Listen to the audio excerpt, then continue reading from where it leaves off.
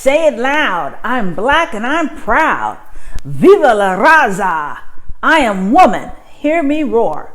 Out of the closet and into the streets. Black lives matter. All Black lives matter. These rallying cries are unapologetic statements of identification and defiance.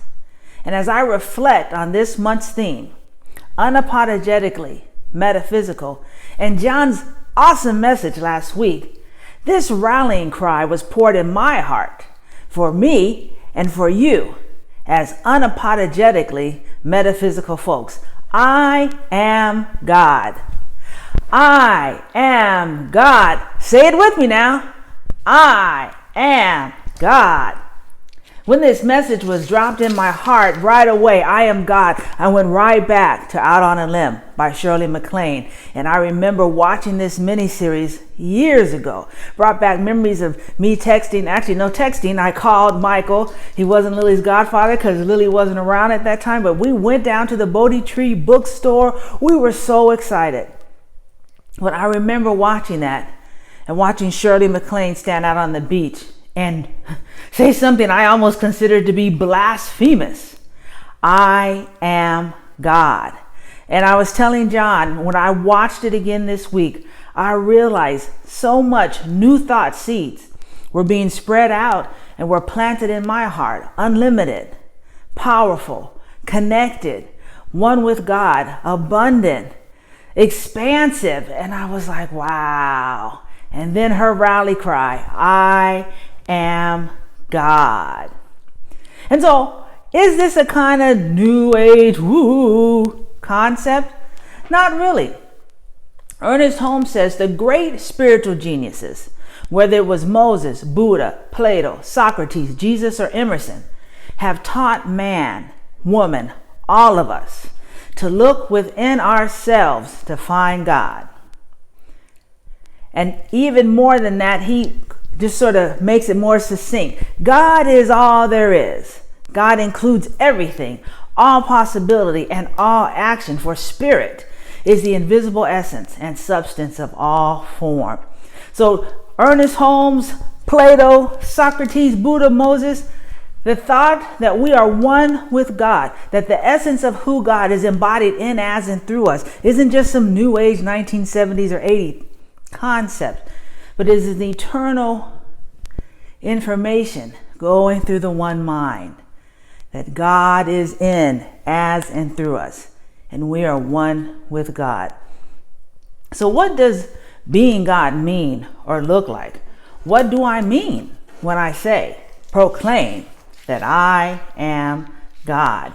Well, I love the definition that Reverend Rita gave in her blog, and thank you, Gabe, for sharing this information with me, that when I say, I am God, you are God, we are God, that we are perfect wholeness, that we are love, and that we are infinite and unlimited.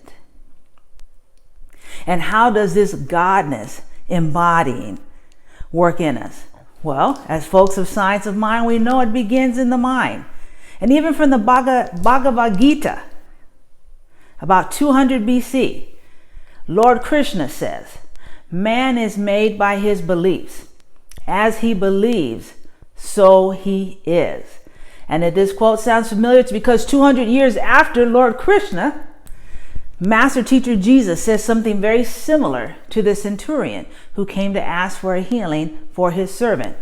He said, let it be done unto you as you have believed. That in our mind, the beginning of our Godness and of us embodying that perfect wholeness, that infinite, that unlimitlessness, and our divine love begins in our mind. And like John said, it should be the first thought, and it should also be the default thought. And so what does God in action look like? Well, we're going to go to Master Teacher Jesus and some of his miracles, the narratives about those, to show how God thinks, how God talks, and how God acts. So thinking the thoughts. John has told us so many times in the sermons that we are not our thoughts. We are the thinker of our thoughts. and getting that intention and attention on I am in control of my thoughts, and those thoughts connect me and inspire me and help me to demonstrate and manifest my oneness with all. So I want to take a look at what does God-like thinking look at. And so we're going to take a look at the narrative of the feeding of the 5,000 and the healing of the man with the withered hand. Now, these stories, these narratives all come from the sacred text of the New Testament, or sacred text of Christianity. So the feeding of the 5,000, if you don't know it, Jesus is doing the Sermon on the Mount. People are following him around. He spoke for a while. Folks are hungry. There's about 5,000 men, because they only counted the men, but there were women and children. So probably about 8,000 to 10,000 people are at this event.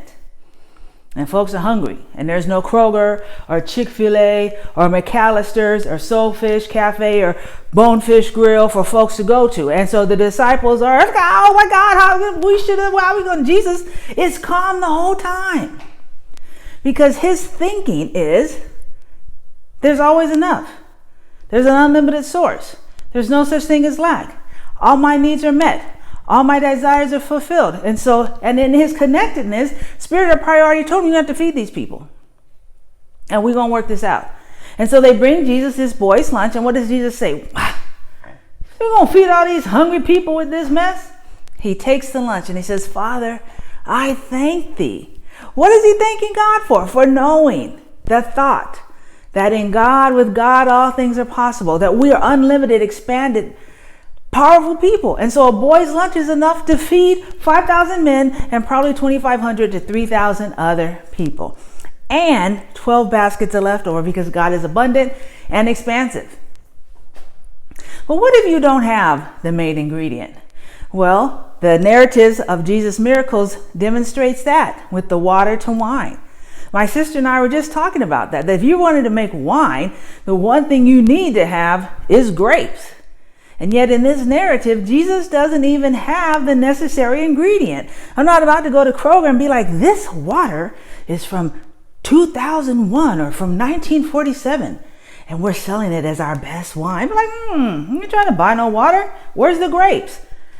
But thinking like God, you don't even need the main ingredient because everything and all things are within our capacity to create, demonstrate, and manifest. So if you have the thought, the God connection, and you are acting from that first thought and default thought, all things are possible. All things are possible. So what does God speak like? Well, one of the things that I love, and I could preach on this text forever. This is one of my favorite stories from the Christian narrative, the woman with the issue of blood. Here's a woman that has been outside. Basically, that blood issue has kept her from everything. And she finds out some guy's going around healing people, and she's going to get her healing. She defies the laws of her religion, goes into a crowd, touches Jesus. Jesus knows someone got the healing, and he could have just kept going. But her healing wasn't just a physical thing. That after years of been told, you're not good enough for God. You can't come to these family events with people like, oh, poor sister so-and-so, she can't come. She needed a psychological and emotional healing. And so Jesus, in the midst of his entourage and what he was doing, stops and turns to this woman that needs to hear the words of God. Daughter, your faith has made you whole. Words of I see you, I bless you, I greet you, I see God in you. He acknowledges her. And in that way, that hurt, that hole is healed and made whole. And then the man with the withered hand. This narrative, this miracle always caught me off guard when I wasn't quite in a new thought, an expansive mindset, because I'm like, Jesus says, reach forth your hand. I'm like, Jesus, if he could reach forth his hand, he wouldn't need your help, brother. But again, it's that understanding that Jesus, master teacher, Jesus saw everybody as healed and whole. So that's why he's hanging around with the lepers. There's no sickness in his mind. All is healed and all things are possible. So Jesus speaks to this man saying, stretch out your hand, because he's already seeing it as healed and whole. And so he speaks the word. Stretch it out, because I know you're already healed and whole. And then what does God act like? How do I take this? I am God, you are God, we are God. And how do I bring it in a world where in this country, half the folks are like, wanting some things that are not beneficial to people who look like me, who love like me? How does God come into that circumstance? Well, first of all, God loves the unlovable, accepts the unacceptable, and comforts the comfortless. I love this accusation against Master Teacher Jesus. Now, the tax collectors and sinners were all gathering around to hear Jesus, not the church folks. They were outside judging, but the Pharisees and the teachers of the law muttered, this man welcomes sinners and eats with them. Oh, yes. You want to know how God acts? God loves those who have been told they're not good enough. There's no place for them at the table. You aren't accepted and you aren't welcome. God loves those people. He hangs out with those people. She embodies and inspires those people. And then God speaks truth to power. How many sermons have you heard about Jesus jacking up stuff in the temple? None, because it's a hard text. And Jesus entered the temple and drove out all who sold and bought in the temple. And he overturned the tables of the money changers and the seats of those who sold pigeons. And he said to them, it is written, my house shall be called a house of prayer, but you have turned it into a den of robbers. Jesus speaking truth to power.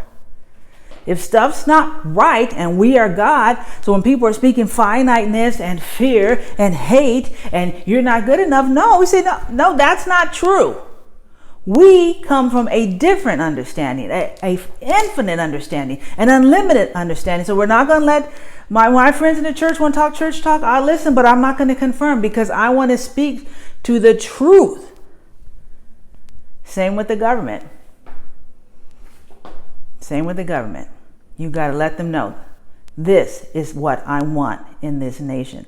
And it comes from my understanding of who and how God represents.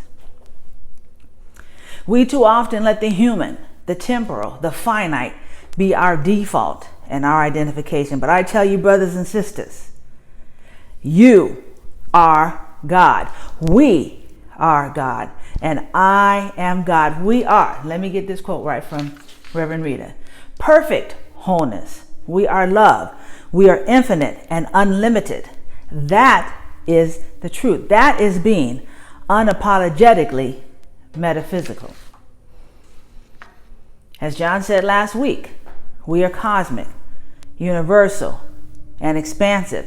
And it's about time that the people who say that's what they're about start living it, demonstrating it. This world needs radiant lights of God, people who can bring love and hope and peace into chaotic situations, into hurtful situations, that we can do what Master Teacher Jesus has showed us, bring love, healing, and warmth. And all it takes is understanding who you are. I am God. I am God. All that God is in, as, and through me. And I unapologetically proclaim, I am God.